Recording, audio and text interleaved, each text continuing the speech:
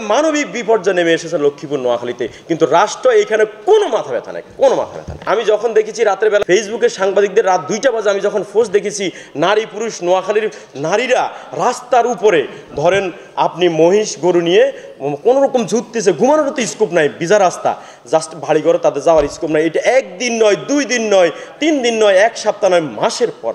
আমি খুব দুঃখ প্রকাশ করছি, আমার সবসময় ভয়েস লাউড, আদালতেও সব জায়গায় বিজ্ঞজনেরা আছেন, আমি খুব ভয়েস লাউডলি বলছি যেন দুঃখ প্রকাশ করছি, এটা আমার বাই নেচার।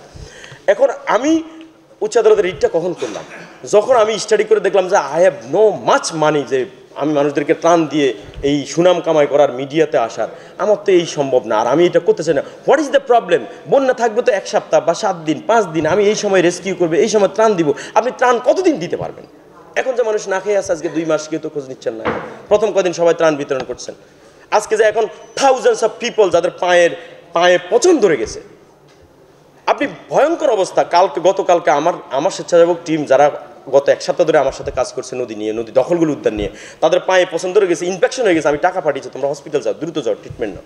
আমার যারা মানে শহরে থাকে 1 সপ্তাহ কাজ করেছে তাদেরই অবস্থা, যেই মানুষগুলো যে 2 মাস পানিবন্দি আছে। কখন নোয়াখালী লক্ষ্মীপুরের মানুষগুলো যারা আপনারা পানির ভিতরে নাই, নোয়াখালী বা লক্ষ্মীপুরের যে অঞ্চলগুলো, সব অঞ্চল না কিন্তু, নোয়াখালী লক্ষ্মীপুরে, নোয়াখালীর পশ্চিমাঞ্চল আর লক্ষ্মীপুরের পূর্বাঞ্চল, ভুলুয়া নদীর তীর সংলগ্ন নিয়ে 76 কিলোমিটার এই নদীটা সংলগ্ন নিয়ে কিন্তু সবাই পানিবদ্ধ আছে, কিন্তু কেউ চিন্তা করছেন এই পানিগুলো কীভাবে নেওয়া যায়। আমি যখন এই সিচুয়েশন দেখে আমি চিন্তা করলাম আমাদের what is the main reason, সেটাকে আইডেন্টিফাই করি, কিভাবে এই মুহূর্তে ওদেরকে ত্রাণ না দিয়ে, ত্রাণ যাতে নিতে না হয়, ওদেরকে পানিবদ্ধতা থেকে মুক্ত করা যায়। সেজন্য আমি সকল পত্রপত্রিকা গবেষণা করে আমি রিট দায়ের করলাম। সেখানে আমি চিহ্নিত করেছি যে আমাদের নদী এবং খালগুলিতে যে ইলিগাল ইনক্রোচমেন্ট হয়েছে, এগুলোর কারণে আমাদের এই পানিবদ্ধতা তৈরি হচ্ছে।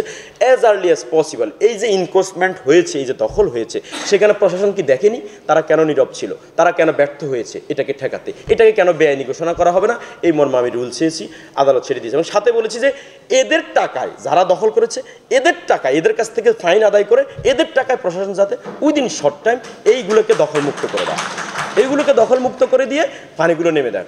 এখন আমি ধরেন আদালতের আদেশ পেয়েছি 5ই সেপ্টেম্বর, তারপরে অনেক ধরেন এই মামলার লিস্টে হিয়ারিং হতে 1 মাসের উপরে। আমি আদালতকে বলেছি যে দেখেন মানুষগুলো সব পানিবন্দী আছে, মানুষদেরকে মুক্ত করা দরকার। আমার টাইম অলরেডি বোধহয় শেষ, আমি কি শেষ কন্টিনিউ করবো একটু, না শেষ করে দেবো? আচ্ছা, আমি ওই দিন 1 মিনিট শেষ করে দিচ্ছি।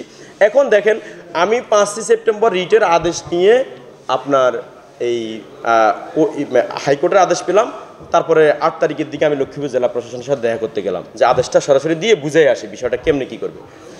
ওনারা বলে যে আমরা মিডিয়াতে আপনার রিপোর্ট পাওয়ার পরে আমরা অলরেডি তদন্ত করে ফেলেছি, যেহেতু 48 ঘন্টা সময় দিয়েছে হাইকোর্ট তদন্ত করার জন্য, আমরা তদন্ত করে ফেলেছি। পালোয়ান সাহেব এই যে বিষয় কি, সাবেক ডিসি মহোদয় আমাকে দেখালেন যে দেখেন এই যে নদী খাল এগুলো তো সব এখনও ডুবন্ত অবস্থায় আছে, আপনি এখানে কোনো ধরনের দখল বা অবৈধ স্থাপনা আমরা তো দেখছি না, সব পানি তো ফ্লো, যদি শুকনো আসে তখন আমরা দেখব। আমি তখন লাভ না, হাই রে, মানুষগুলো উচ্চাকাঙ্ক্ষী হয়ে গেছে যে একটা রিটের কারণে হয়তো তারা পানিবদ্ধতা থেকে মুক্তি পাবে, কিন্তু বাস্তবে তো প্রশাসন ওই জায়গায় যায়নি। প্রশাসন একটা দায়বদ্ধ একটা রিপোর্ট তৈরি করার পানি উন্নয়ন বোর্ডকে দিয়ে চেষ্টা করেছে।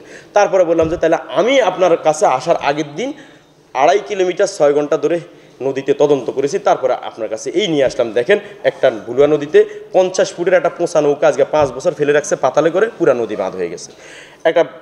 একটা এই যে কি বলে মুরগির পাম্প, মাছের খামার, তারপরে অসংখ্য অবস্থাকল। আপনি দেখেন এই যে এলজিডি ব্রিজ নির্মাণ করছে 37টা এই ভুলুয়া নদীর উপরে 76 কিলোমিটার, যে ভুলুয়া নদীটা সচল থাকলে নোয়াখালী লক্ষ্মীপুর উইদিন 3 days এই টোটাল পানিটাকে আমরা নামায় ফেলতে পারি।